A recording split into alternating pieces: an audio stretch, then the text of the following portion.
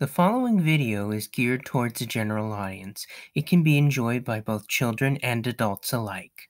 In 1991, Sega introduced the Game Gear, a color-portable handheld system as a competitor to Nintendo's cream spinach color Game Boy. In many ways, the Game Gear was superior to the Game Boy. It was in color, had a brighter backlit screen, and its own line of Sega games, including the Sonic the Hedgehog games. While the Game Boy lasted longer in the handheld market due to its longer battery life, the Game Gear did last until 1997, and it did better than other leading color handhelds like the Atari Lynx and the Turbo Express.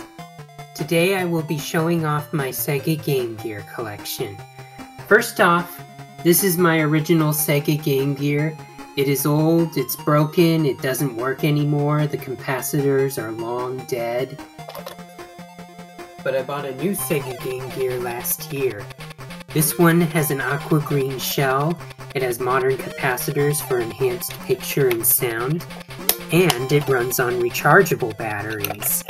All you need to charge it with is a USB-C cable. This is my Sega Game Gear carrying case. This pouch in the front is where I like to store the manuals for loose Sega Game Gear games. And inside, this case can store my Game Gear, a charging cable, a rechargeable battery pack, and up to 12 cartridges. Now I'm going to show off the actual games in my collection, starting with the Sonic the Hedgehog games. I have Sonic the Hedgehog 1,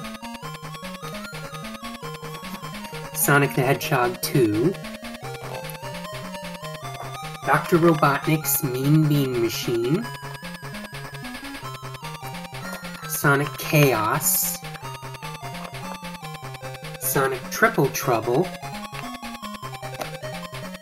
Sonic Drift 2, and Sonic Blast. Other Sega games I have in my collection include Columns, and its sequel, Super Columns, Baku Baku Animal, Streets of Rage 2, Dynamite Headdy, and Vampire, Master of Darkness.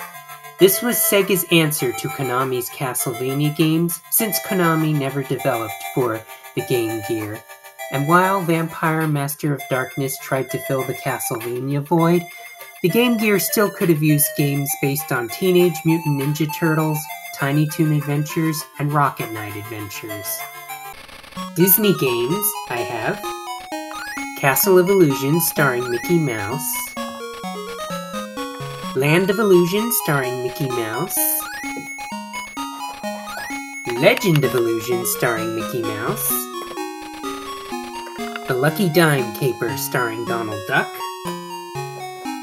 Deep Duck Trouble starring Donald Duck, Aladdin, very different from the Genesis version, The Jungle Book, The Lion King, Tailspin, and Bonkers Wax Up. It's too bad there were never any Game Gear versions of the Pinocchio or the Toy Story video games. Looney Tunes games I have Tasmania. I did a Let's Jab on this game. Desert Speed Trap starring Roadrunner and Wile E. Coyote, and Cheese Catastrophe starring Speedy Gonzales. Miscellaneous action platformers I have Quest for the Shaven Yak starring Ren Hoek and Stimpy, Garfield Caught in the Act. Whatever Garfield got caught in the act of doing, I don't want to know. Jurassic Park, It's Frightening in the Dark. Last Action Hero. And The Simpsons, Bart vs. the Space Mutants. Miscellaneous fighting games I have Mighty Morphin Power Rangers, Mortal Kombat,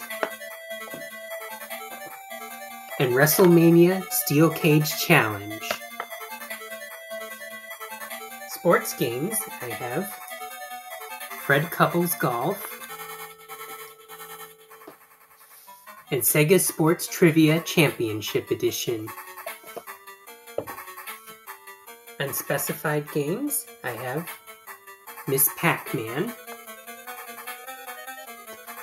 Caesar's Palace, The Incredible Crash Dummies, Home Alone, and Wheel of Fortune. That's all the cartridges I have in my collection, but as an added bonus, I also have this arcade gamer portable from AT Games, which has 30 built-in Sega games, 17 of them are Master System games, and 13 of them are Game Gear games. So here's my entire Sega Game Gear collection as of June 23rd, 2023. Today also marks the 32nd anniversary of Sonic the Hedgehog's debut game on the Sega Genesis, as well as the release of Sonic Origins Plus, which not only has a playable Amy Rose, but also all 12 of Sonic's Game Gear games.